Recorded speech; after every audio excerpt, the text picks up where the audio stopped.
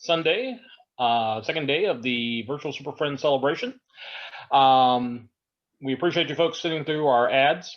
As you know, all sales this weekend, 10% of all sales are going to go to help the Christopher and Dana Reeves Foundation. Our vendors are very generous in donating a portion of their sales, so please, by all means, help support them and also help support a very worthy cause.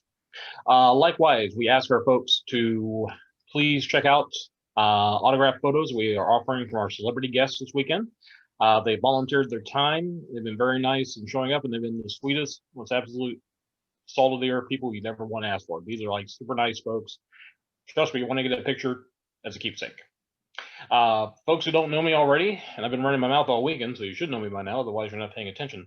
My name is Dan Johnson, and I am here today as a co-host with my friend. Brad, let you introduce yourself.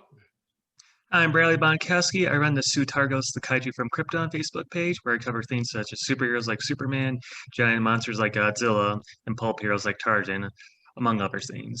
We're here to discuss Superman Meets, the crossovers with Superman throughout the years.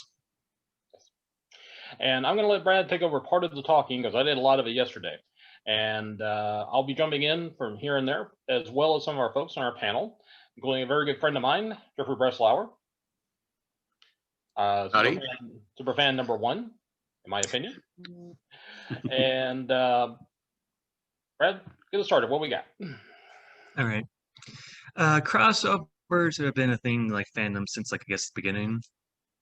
Crossovers is actually the reason why I got back into comics. In fact, if you can see right now, I'm wearing a Goku versus Superman shirt right now. Cool. A crossover that started over 9,000 flame wars on the internet. Yeah. But today we're going to be talking a wide variety of them, both crossovers that have happened and crossovers we'd like to see. And let's start off with, we'll start with the very first one, Superman meets Batman. I'm not sure which happened first. It was in the radio series when Superman's main actor got sick or something like that, or he had wanted vacation time.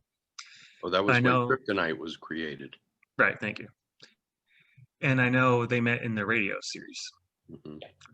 But in the comics, they met in like sometime in 1950. And it's like one of the most interesting ideas you could do.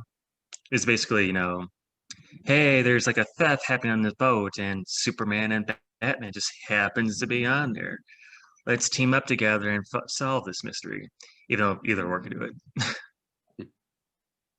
I've never read the full crossover. I only read like bits and pieces of it, but still great goodness. I was going to say, the interesting thing was, at the time the radio show was being produced, you also had World's Finest Comics, which is one of the anthology books that was being produced by DC. And what DC did was they had Superman and Batman as features in the book. Superman was the lead feature, and Batman was the wrap-up feature. So you always save your... The way it goes, I call it the Star Trek Generations effect. You have starring Patrick Stewart, and at the very end of the credits, and William Shatner as Captain Kirk. You always go with your best at the very beginning and your best at the very end. So, unfortunately, what happened was the cost of printing went up in the 1950s, and slowly but surely, books began to dwindle down. They went from being 68-page comic books to 40-page comic books to 32-page comic books. That's right. And to maintain the price, they just would reduce the page count so they could keep the books at 10 cents. Eventually, they got to a point where World's Finest was going to be facing a cut, and they had to dwindle it down to 3 features. And somebody came up with the idea about, well, you know, if Superman and Batman teamed up, you could still run them in the book and have 2 backup features. That's how World's Finest came about. But a lot of folks don't realize it was the radio show where Batman and Superman met for the very first time. Awesome. And I know nowadays the dynamic is Superman is the hero of light and the one that works in the sunlight, and Batman's the one that works in the shadows. But it's the radio series that really started the idea that these two were not only fighting crime, but they were also buddies. They were friends. They knew each other's secret identities. They called upon each other whenever there was trouble, whenever something came up that Batman needed help with Superman, and Superman would do likewise. And as somebody who grew up reading the Bronze Age books and loved the Silver Age reprints, I grew up in a world where Superman and Batman were buddies and pals, so it's a little jarring nowadays for me. One thing I always really liked in World's Finest is when they eventually did the whole composite Superman. Half Superman, half Batman, even all the Legion of Superheroes powers. I always thought it was like really interesting design. Though I always imagine it's very hard to do as a costume. Yes. I have seen it done, but it's possible. Yeah, I've seen it done. I just imagine it's very difficult to do. Oh, yeah. Right. The hard part is getting that half Batman mask. So Exactly, especially getting the stick without even drooping over. The idea of taking a decent cowl and cutting it in half the long way. Oh, yeah. Well, you can always do the Bizarro composite Superman where he's got the other half of the side of the face. He's got like the Bizarro face and everything. So it's like a mirror version of it, or the reverse composite man, or something like that. I don't know. It's still early. I just got it a while ago. And then the very next big crossover with Superman was not with another Cape Crusader or Pulp Hero or anything like that, but rather Lucy. Well, yeah, George Reeves. Yep, George Reeves Superman crossed over with Lucy. I remember seeing that episode when I was like 3 or 4. I was like very, very little, and it might have actually been my first exposure to Superman. I remember enjoying it a lot when I was like a little kid. Though, rechecking it now in like recent years, the one line from that whole episode that still makes me laugh is, "Wait a minute, you've been married for over 20 years now to her?" It's like, yeah, 20 years. And people call me Superman. 15 years. Call me Superman, yeah. 15 years.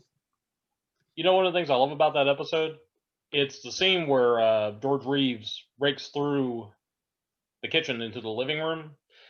I heard that the guy who helped him with the stunts and the lift off and such for Superman coordinated that.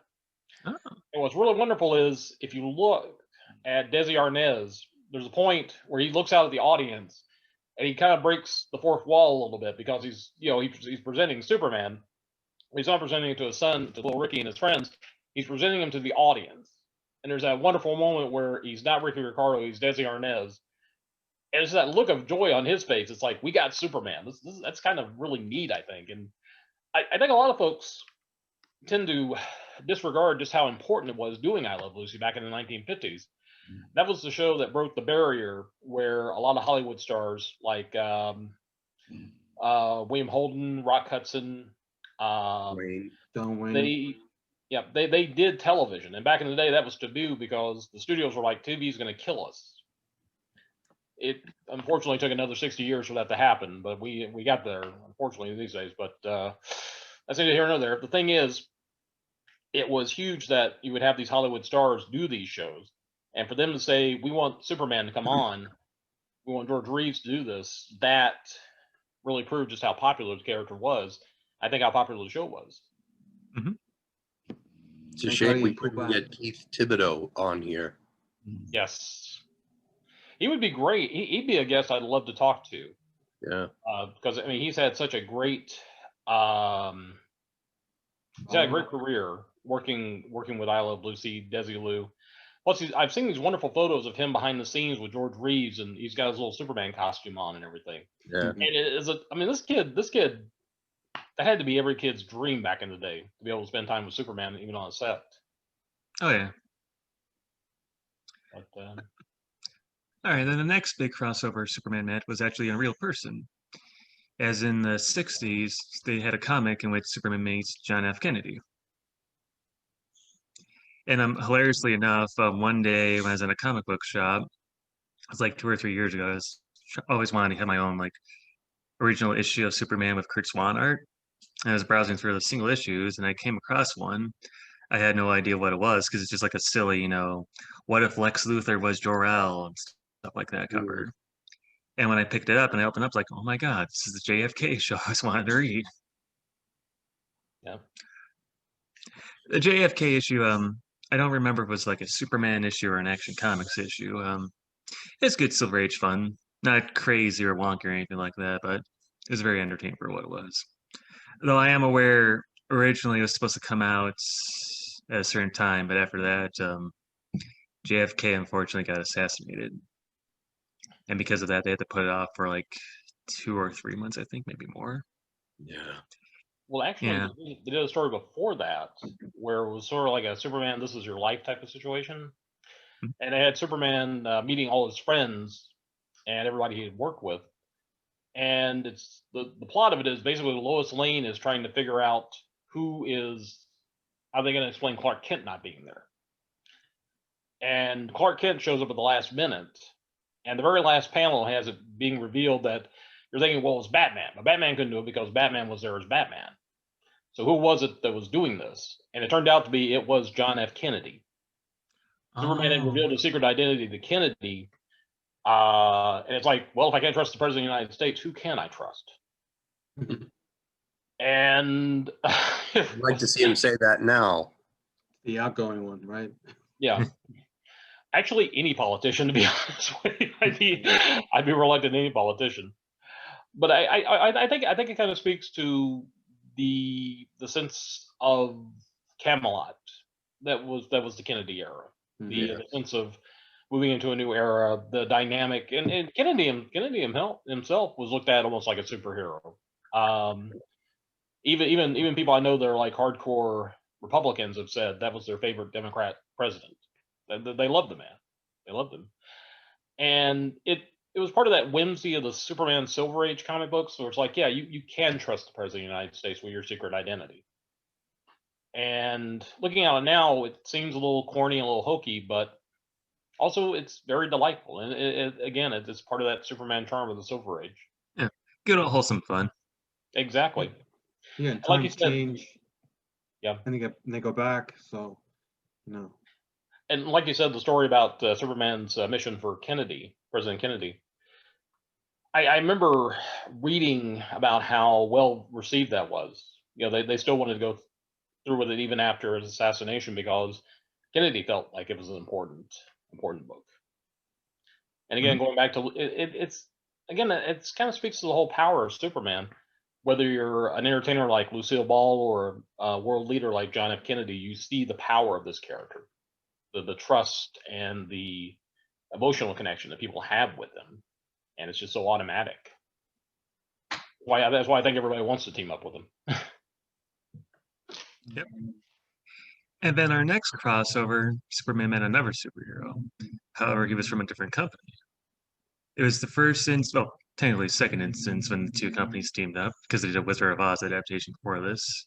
It's when Superman met Spider-Man. Yep. Yep. And a fun fact about that is originally Stanley wanted to do that as a movie, but he couldn't because they had the very first Christopher Reeve movie in production. So instead of doing that, we did it as a comic book. I've always wanted to own the issues in single issue form, but just never got the chance to, and I'm pretty sure now they go for like a pretty penny. I think they're planning on reprinting it in the coming year. There's been talk about reprinting a lot of the giant sizers, which would be great. Oh, interesting. And I know they were going to do an. Oops, go ahead. Oh no, I remember having it as a kid, and I've got a reprint of the second issue they did with the first one. It had Dr. Octopus and Lex Luthor teaming up together. Right. And then the second one, it was the Parasite and Dr. Doom, and they also had Wonder Woman and the Incredible Hulk. Yeah. They did reprint them in trade form, but that was like the early to mid 2000s. Unfortunately, they're out of print now, and Volume 1 goes for a very hefty price. I just lucked out when I got it when I was like 17. They were going to do an omnibus in like the early 2010s, but there was some kind of dispute with DC and Marvel, and unfortunately never materialized, which is a huge shame. Yeah, it gets into politics, unfortunately. No, it gets into politics sometimes because I know after the last big crossover in the 90s, there was some kind of a falling out where they said they weren't going to work together again, which is a pity because the fans lose, unfortunately. Unfortunately. And following up that one was the second one, Superman Meets the Amazing Spider-Man, which was this time done as one of what were you saying, like one of Marvel's treasures or like DC's collectibles or something like that? Yeah, it was part of. I think it was published together. I think it came out under DC because I remember the first issue. It was primarily more like a DC production, and the second one was a little bit more like a Marvel production, but it was still under DC's house, I think. Awesome. And the big important thing with this crossover was we finally got to see Superman take on the Hulk. Yeah. Yeah. And that's a fight people have been wanting to see for ages, and they finally saw it. Granted, it's pre-crisis Superman, so he's overpowered. Yeah. But it's still a fun fight to see. The one, and That's- who won? Superman. Eventually, Superman got this win. He stand his ground, and Hulk was like punch him, and then like Superman just like stand over, is like, "You ain't gonna do anything," just smacked him. Yeah. All right. Thank you. Yep. And I will say it was an interesting team up they had of villains too, because you always think Doctor Doom would be a good fit with Lex Luthor or Darkseid. Instead, we got the Parasite. What I always thought interesting with that issue is we got to see Parasite take over some of Spider-Man's powers. So while he wasn't able to use the webbing, because actually that's not a power, he's able to crawl walls and spider sense. Mhm. And then you had Wonder Woman in there for like a panel or two. She's like Yeah. barely in the story. However, I'm told they did Wonder Woman and Hulk in there because the shows were big at the time, the Linda Carter and the Lou Ferrigno shows.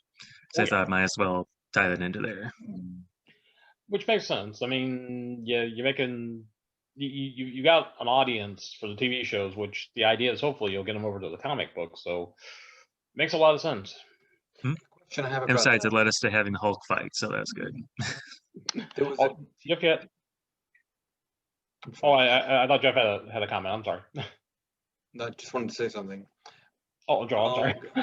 No, that's okay. I saw like a recent, it's an old TV guide cover of Wonder Woman and Lou Ferrigno. So was that, now that you mentioned that, was that a combination TV show, or just his show, her show at the same time, one after another?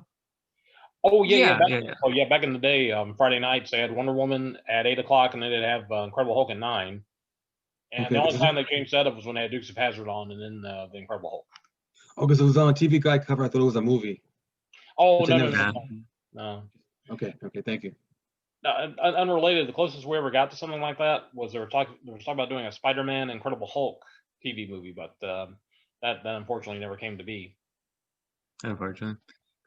And I learned that fact about the Wonder Woman and Hulk being showed off back to back was when earlier last year I finally watched the Star Wars Holiday Special.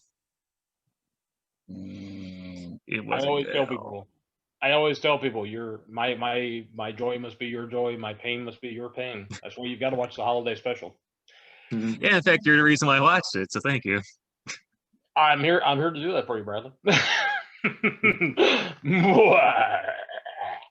But you got to Just admit the gotta, Boba Fett, twiddle the mustache. but you got to admit the Boba Fett cartoon was awesome, though, wasn't it? Oh yeah. That was probably the only good part of it. A lot of us agree that and the ending. Although I Yeah, because it understand, finally ended. I understand there is a blooper out there. We can see Harrison Ford strangling his agent, but I gotta find that one. you put me in this piece All of right. crap, I'm gonna get the camera off of me right now. Okay. Anyway. All right. And then the very next crossover Superman had was with another real life person. And that was with the famed boxer himself, Muhammad Ali. Muhammad Ali, as everyone knows, like one of the biggest boxers around there. And I forget the reason why they did it. I guess maybe just since Muhammad Ali was really popular back then, or maybe they just want to help promote Superman. I know that it has a famed cover and art by Neil Adams, and I absolutely love that cover. Absolutely love it. And I know they made a statue of it a few years ago, and I would want that statue so badly, but unfortunately, it's like $300 or more now. I recall it when they did the comic. Ali was probably the hugest. He was like the biggest athlete in the world. Immense popularity, and I understand that he loved the idea of doing a comic book where he fought Superman, and apparently he was a huge Superman fan as a kid. And what a lot of folks don't realize is that Neil Adams did the artwork for it. What's That's funny is Ali wanted, Ali didn't know the name of the artist, but he was like, you know, I want the guy that there's a guy that I grew up reading. I want him if you can get him, and it was Kurt Schwaffenberger. He loved Kurt Schwaffenberger's artwork, and he actually asked, could you get him to do it? But they were committed. They wanted Neil Adams to do it because Adams, of course, was, you know, the comics god in the 1970s. He's still a comics god, but he was the guy. If you can get him to do your project, you take him. But I again, I just always thought it was great that Ali was such a huge Schwaffenberger fan. Because yeah, he's like my number 2 guy after Kurt Swan. Nice. And I did read the issue too. I actually got one of the reprints they did of it. And it's, you know, fun old Bronze Age, Silver Age fun. Not the most, you know, round, big, you know, stories, but still entertaining for what it was. Though what is really interesting is if you look at the cover, there's like a whole bunch of celebrities popping up there. I can't remember who, but I believe the current president and first lady at the time was a part of the crowd shot. And it's because of that, thank you. And it's because of that, they were having like the hardest time reprinting it because of all the likeness issues. But they finally got it done in like 2010, I want to say. Yeah. It was great because you look through there and you can see like Sonny and Cher, you can see John Wayne, Batman. Batman's in the front row. It's just all, again, like you said, it's a smorgasbord of these celebrity cameos. And it's funny to watch the ones you could see, the ones that they were able to use and the ones they were able to not use, the ones that were altered. I think I had like John Wayne and a mustache because I couldn't use his likeness. They didn't try to hide it too much. I know it was like one bald head on there, and it's like, is it Luther or is it Telly Savalas? You don't know. Is somebody snoring? It sounds like someone's snoring here. Yeah, that's actually, I keep on meaning to say this. Yeah, it's my bulldog right now. He's right next to me sleeping. Oh. I was gonna apologize. I didn't know if we put someone to sleep or not. I was tempted to Usually make they that tune out, joke but too. All right. No, not you. It's me. I usually put them to sleep or they walk out. Oh, thank you. No, And then our next big crossover. Yeah, our next big crossover is now with another big DC hero. Superman meets his first big copyright infringement, or supposed copyright infringement, depending on who you ask. Superman meets Captain Marvel / Shazam. I unfortunately have not read the issue where they fought. I read the one where it's like Captain Thunder, which is, you know, our Captain Marvel pastiche. But for some reason, I keep on putting off that Superman versus Shazam book. I have it in trade. It's a good one. I think you would like it. It's a lot of fun. Mm-hmm. I know it's got Superman, Shazam fighting, but I also see Black Adam being brought back from the dead, as well as the Sandman, the Superman Sandman from Kryptonite No More. Yeah. It's also got Supergirl and Mary Marvel. And there's a cute little bit where Mary Marvel has this huge crush on Superman. Yeah, that's hilarious. All right, now taking a break from those, let's talk about crossovers we'd like to see. I know my friend Nika, she's a big fan of this franchise, and I know you are, Dan, too. So, Superman meets Star Trek. Yeah. That'd be one I'd like to see. And a fun fact, it actually almost happened in the 90s. There are a couple of pictures on the internet of that. Yep. There's a shot where like Superman's like flying on the Enterprise. I put that on my Sutargo's Facebook page. It's really cool. But no, in the 90s, I forgot which editor-in-chief at the time of the Superman line. He was at one of the toy fairs back then, and he saw, and I learned this all from comic book resources too. So if you ever want to find the story, it's on there. He saw the Ninja Turtle Star Trek combination figures, and he thought, oh, that's a really cool idea.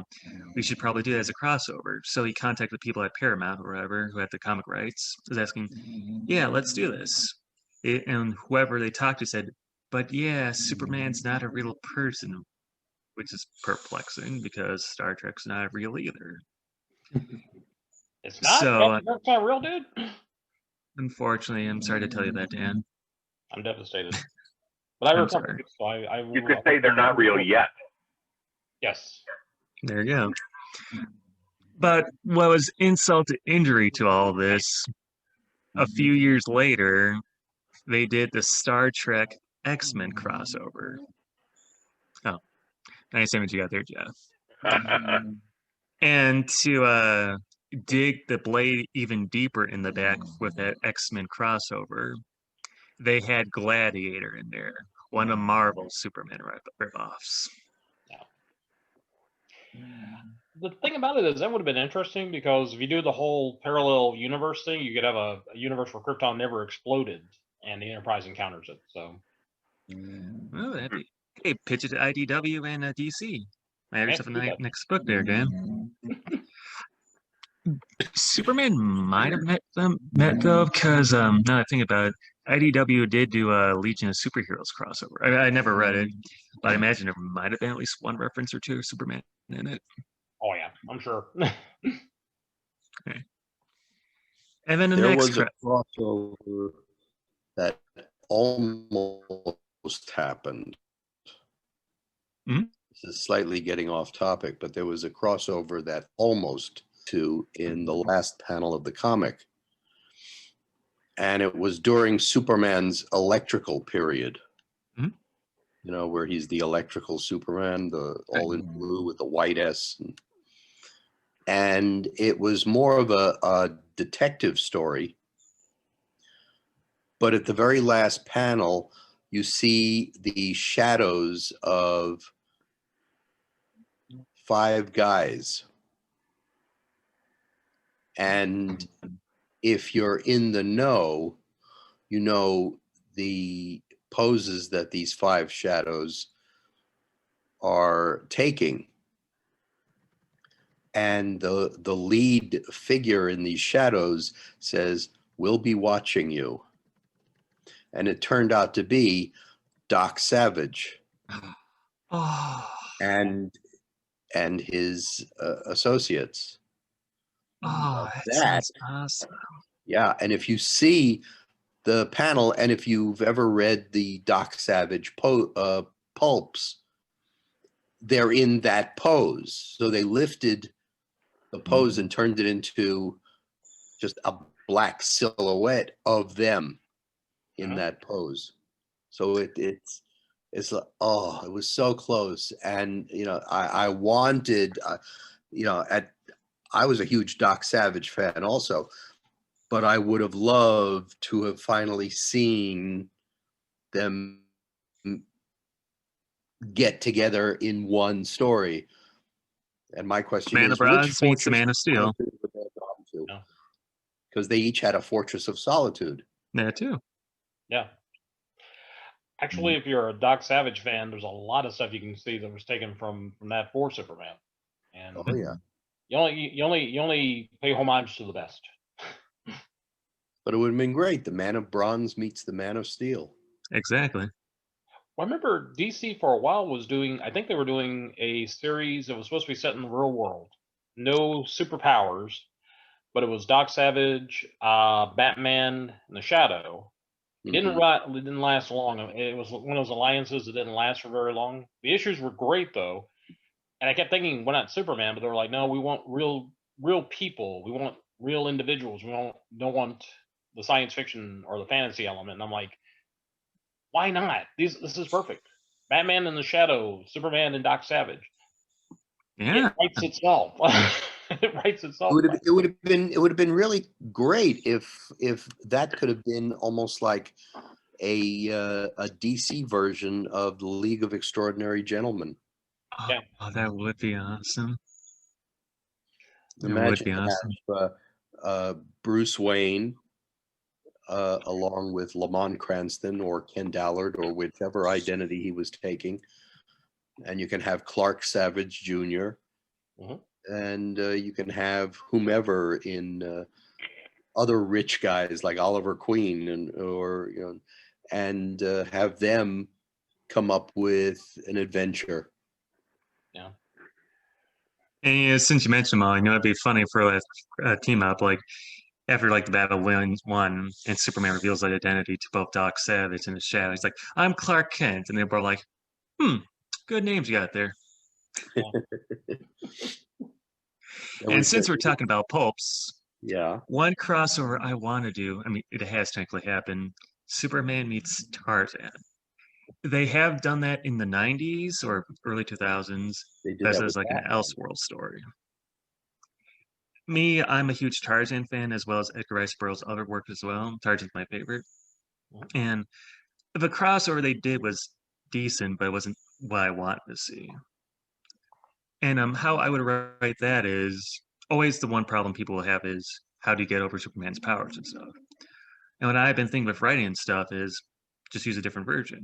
And since it takes place in like the 30s and 20s, just have Golden Age Superman when you can only like leap the tall buildings in a single bound, you Tarzan there. Mhm. How I would write it is I'm revisiting all the books, so my memory's a little bit hazy and everything. I do know with Tarzan, it does have magic in there as well as other supernatural things. So I was thinking like maybe Superman goes to like Opar and see what's happening there, among other things. And I do know time travel is involved too with the Tarzan books because there's Tarzan in the Dark Heart of Time. So maybe that's how Superman meets Tarzan. And you can make it so Tarzan's actually part of the DC universe, if people can allow Of it. course, in the comic book, Superman can travel through time also. That's right. Guys, I'm sorry to interrupt. I had gotten mixed up totally. I know it's a whole bunch of virtual discussions of superheroes. There were a couple of friends I had expected to meet, but we got the times mixed up. So I'm sorry for being here. Again, it was a big mix up. I want to sign off now, but great seeing you guys. Who did you want to meet? Huh? Who did you want to meet? I was expecting to meet Joanna Pang Atkins and Brian Cutler from the right. Secrets of ISIS. I just spoke with them on Facebook and they told me they're around 5 o'clock Eastern Standard Time. Oh, Yeah. okay. All right. Yeah, they're going to be back. If you want, you're welcome to stick around though. More the merrier. Yeah, I'm trying to juggle my schedule around so I can sign on to finally meet with them face to face after chatting with them on Facebook Messenger. But the great superheroes, and I always loved watching I treat it as a Saturday morning reminiscence of Shazam and ISIS. And I remember seeing some of the superheroes, Superman, Batman, during weekdays from time to time. So again, my apologies for my errors. No worries, and you're always welcome. Thank you. I was going to say, Thank we recorded their panel yesterday, and a panel they did on Saturday Morning Memories. We'll have that on Facebook, on YouTube soon. Right. So you can check it out. You haven't had a chance to meet them face to face yet, or talk to them yet? I'm sorry? Oh, you've never had a chance to talk to them face to face, like No, like this. not face to face. I've spoken with them on Facebook.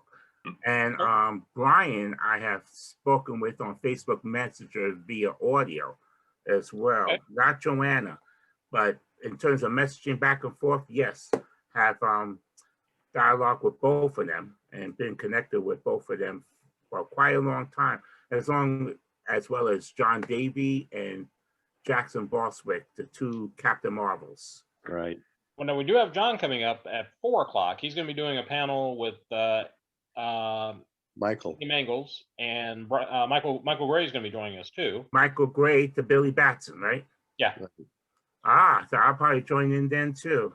Thanks for that info. And I was going to say, when you get a chance to meet Joanna and Brian, they are just two of the sweetest people you ever want to meet. They are just. Oh, don't I know it? Don't I know it? And she Isn't the spoke with me schedule about on dance. Facebook?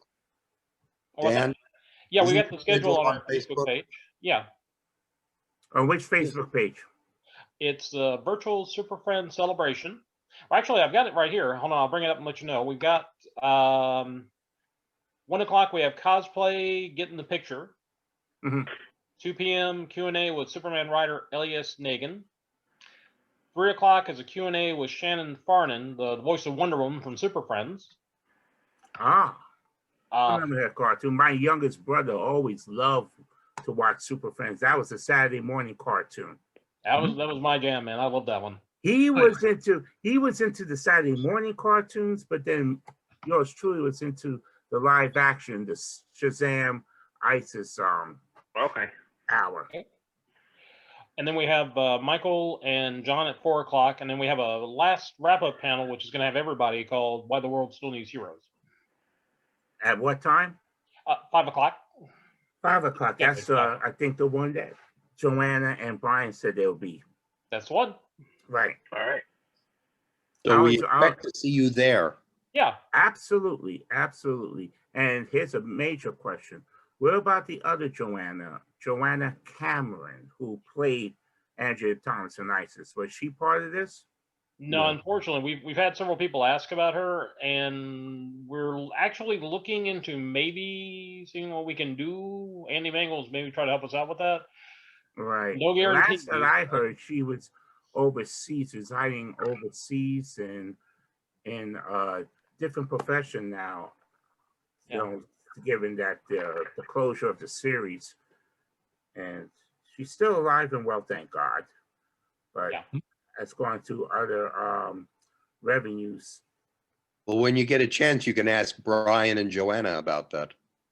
I'm trying to remember back in I can't say my notes, but my conversation with them on Messenger. And I think I had the info from Joanna more than Brian.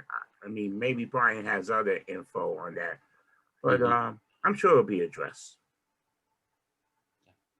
I'm on the Until same- then, guys. Thank you, All Michael. right. woo. Thank you. Take care. Thank Nice you. meeting you. Right. Back to our regular scheduled program. We You know, like to getting be back very to- important here. So. Getting Sure. back to Tarzan, there was a Batman Tarzan crossover. Yep. I don't know if you saw that, Bradley. Yes, I haven't read it, but I do own it in the part of the digital trade. There was one page with several panels in it where after John Clayton meets Bruce Wayne, you see him as Tarzan. No, you don't see him as Tarzan. You still see him as Lord Greystoke. And all of a sudden, Batman is there. And he looks at him and he goes, Bruce Wayne. Oh. And Batman sort of looks at him and he says, "How did you know?"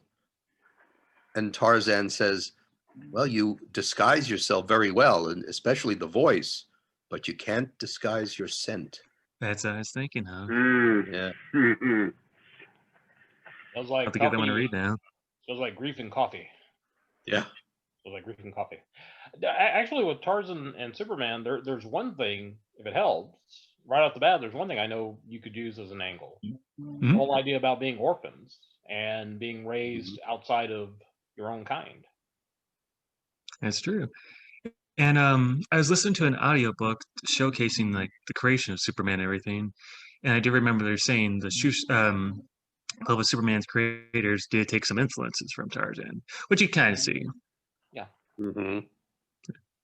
And speaking of influences of Edgar Rice Burroughs and Superman, the next crossover I would love to write, Superman meets John Carter. Yeah. That would be a good one. Yes. And how I would write it is, again, I would use the Golden Age Superman. However I would do it is, he gets to Mars somehow, whether he's transported there like in the books or he just leaps up there. Yeah. I would have it where, he realizes he can jump better and stuff. But since the Tharks, I'm blanking on all the other aliens in the Carson series. I mean, Carter. No, Carson's a different Edgar Rice Burroughs series. The John Carter series, whenever they use their weaponry, they hurt Superman. Uh-huh. Since, back in the Golden Age, they say, nothing more than a shell burst or something like that.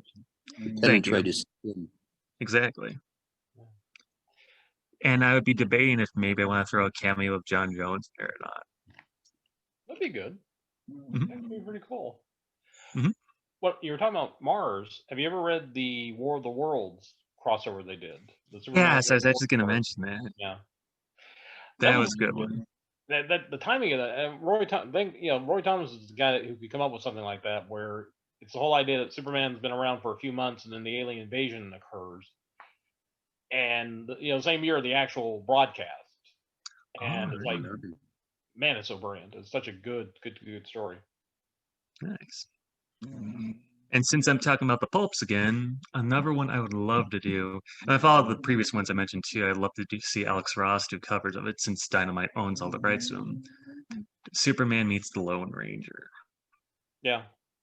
I'm a huge fan of Lone Ranger too, and how I would write that is your traditional Superman gets transported back in time to Lone Ranger's time.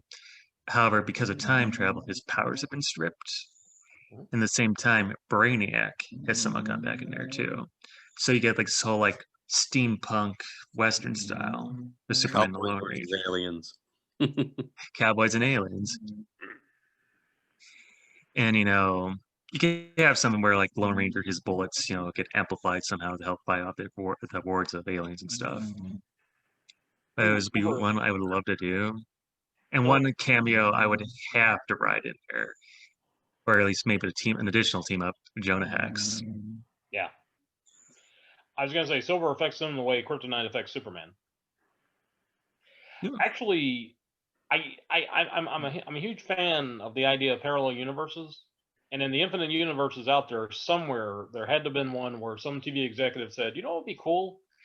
What if we did an episode where George Reeves guest stars on Lone Ranger, or Clayton Moore and J. Silver Hills appear on Superman, and or we get these two guys together. Let's do an episode where Superman meets the Lone Ranger. It'd be crazy and heck, but what the heck? Let's do it." Yeah. I like to think somewhere out in the cosmos, in the vast multiple universe, there's that episode exists somewhere. I'd love to see it. And there has to be an exchange where the Lone Ranger looks at Superman and says, "I hope the mask doesn't bother you." And Superman says, "That's okay. I have a lot of friends who wear masks." Oh, bring Jimmy Olsen along. He can be a sidekick like Tonto was for the Lone Ranger. Yeah. You guys are giving me good ideas to do. Mm-hmm. Yeah, and just have Jimmy Olsen say, "Cheapers, no, Tonto." or somehow they go back, they go back in time and lose their powers, but Superman and Jimmy Olsen were on their way to the bottled city of Kandor, so they have their Flamebird and Nightwing outfits, so they do have superpowers back in the past. So they can dress up as that to help fight crime with their little jet suits. Sure. I like it. And then the next crossover I would like to write, or at least see, as you can tell by my glasses here, Superman meets Star Wars. That was a mashup done on YouTube. Yeah, It was Christopher Reeve, wasn't it? Yeah, it was a really good video. Not only that, Alex Ross has done actually a number of pieces of this. Like there's this really, really, really cool shot of Superman fighting Darth Vader and he's holding a lightsaber in his hand. Yeah. That's a really good one. And then recently he released an image from his like the books either out now or upcoming book where he's like doing a whole bunch of unreleased art. And it's this cool group shot of Superman and a bunch of other DC heroes with a bunch of Star Wars characters too. And you can see in the background Darth Vader teaming up with Darkseid. Nice. Yes. And then one I would love to do, I don't know how I can see it, Superman meets a certain doctor. That's nice. Yeah, going into the phone booth and changing, and and David Tennant is there going, Get out of my phone booth. yeah. Actually, there's a fan artist back when Matt Smith first took over as the Doctor. He did these fake World's Finest covers. There's one with the Tennant Doctor and Superman. Yeah. With Matt Smith and Batman. Yep, I love those covers. Oh, I love those. Those are just so whimsical and fun, and yeah. Timey-wimey. Exactly. Exactly. And that one I would debate if I want to do it as like a single story or like a trilogy, because I have good ideas how to do it.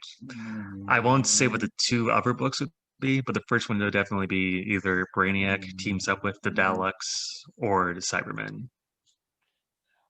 It's kind of a little bit off topic. I had this idea one time about doing a Star Trek Doctor Who crossover where it would be the different doctors crossing over in different time periods of Star Trek.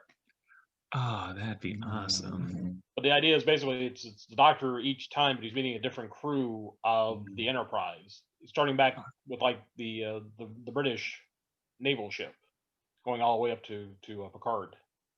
Nice, nice.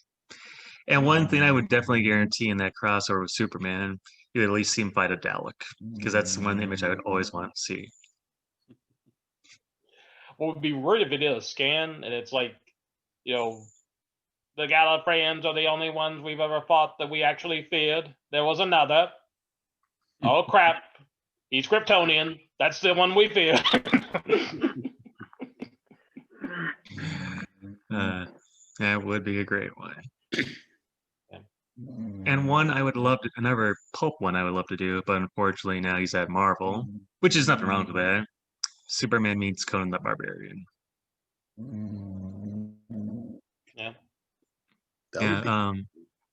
That one that was actually inspired by one of those you see these Photoshop images a lot of like fake DC team up covers.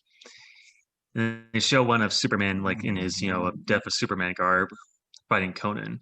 And the way the plot goes out is, Superman's been brought back to Hyborian times, basically powered, and has to fight Conan in order to get back. And I thought that's a very cool idea to do. Well, I've seen these stories where it'll be sometimes like if the Waynes found Kal-El instead of the Kents. Superman's being They did back bullets. in well, they also did one in the Bronze Age where basically they raised him as Bruce Wayne. They named him Bruce, but it's Superman, and he actually ends up saving his parents in the holdup. The bullets bounce off of him and kill Joe Chill. But what would be cool is what happens if the rocket ship lands back in the Barbarian times and he actually ends up becoming Conan the Barbarian. Awesome. Awesome. And fun fact, I know in the Bronze Age, or maybe during the 80s, they actually did a Superman story where Kal-El's ship lands in Mars. So it's kind of like their own version of Superman being raised as like John Carter. Yeah. Oh yeah. And That there was was one the blood. one comic book of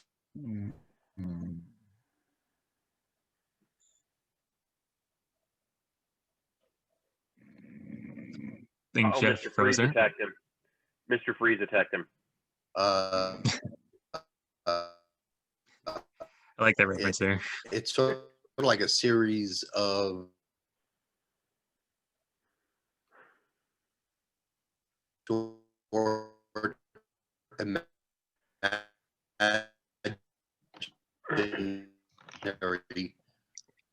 Guess Tales. that's in the Phantom Zone. and it's Yep.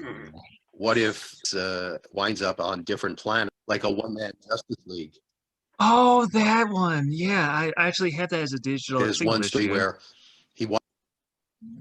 so he's always kind of where he becomes like the Flash. Then there's one where he winds Aquaman. up on Aquaman, yeah, and he becomes through these various incarnations. We find out that this is why Jor-El sent him to Earth instead of all these other Earth-like planets, because the supercomputer in Jor-El's laboratory is able to predict what kind of a life baby Kal-El would have. Yeah. So, and when Superman finds it, he pretty much realizes that he could have been a one-man Justice League. Even though he already is. Yeah. Well, guys, I was going to say we're coming up on 12:56, and I know we have the cosplay panel coming up at 1.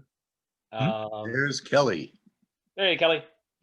I was going to say I'm going to go and run the ads for this segment, and then we're going to turn it over to Kelly so she can do the cosplay one. Brad, thanks again for stepping in and doing this one for us. I had a great time. I hope everybody else did too.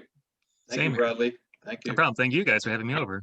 Well, I'm sorry. I'm sorry if I'm being a bit of a wiseacre. Again, it's Sunday. It's early. I'm trying to problem, find no. my better nature, but I you know me. I'm a wiseacre. That's what I am. And the way you spell my Facebook page, it's SUTARGOZ. Gotcha. Thank you. Cool. I was gonna say, thanks again. Like I said, I love talking Superman crossovers. I wish we had more time, but Kelly's a harsh taskmistress. She'll give me a fine if I don't get on here. So anyway, thank you again, guys, for joining us. And now a word from our sponsor. All right. Have you been injured? No, hope not.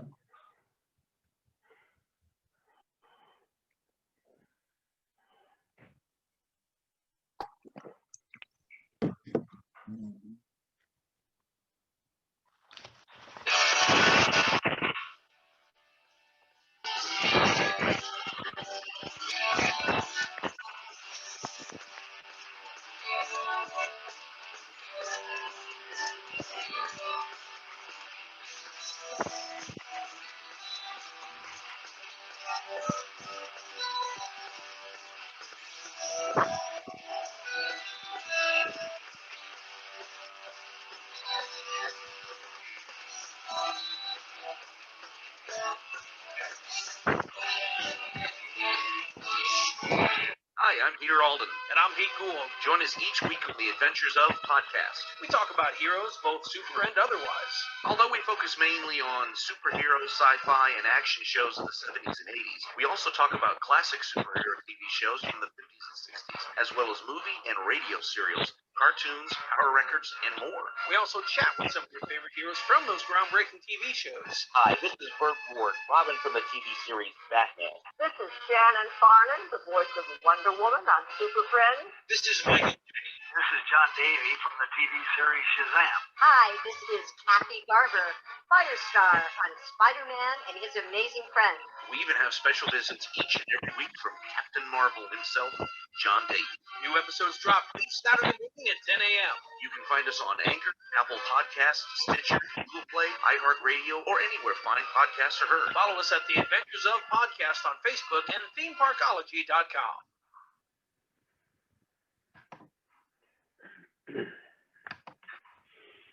Hello, congoers! I hope we're all having a blast here at the virtual Super Friends celebration. I am Cody J. Flores, indie published author of the Black Rain series and other stories.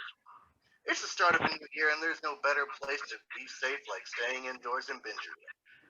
And if you're a fan of cyberpunk, action, conspiracies, and a little bit of humor, look no further than One Short Night, a non-stop thrill ride about the misadventures of a mercenary father picking up odd jobs to make a living in a cyberpunk world. And as this series progresses, so too does the action, the mysteries, and the body count. Their short length offers an easy read with 3 books in the series so far, the third one just being recently released, and that's enough material to let you escape from the real world for a little bit. But this weekend, and this weekend only, from January 15th to January 17th, 2021, I will be donating 10% from every paperback and Kindle copy sold to the Christopher and Dana Reeve Foundation. The Christopher and Dana Reeve Foundation is dedicated to curing spinal cord injury by advancing innovative research and improving quality of life for individuals and families impacted by paralysis. That's right, 10% from every paperback or Kindle copy sold to my collection of published works on Amazon.com from January 15th to January 17th, 2021, will be donated to the Christopher and Dana Reeve Foundation. Just go to Amazon.com and type in Cody J. Flores. That is CODYJ FLORES. I hope you're all enjoying the virtual Super Friends celebration, and thank you in advance to anyone that checks out my books and decides to help out for a really great cause.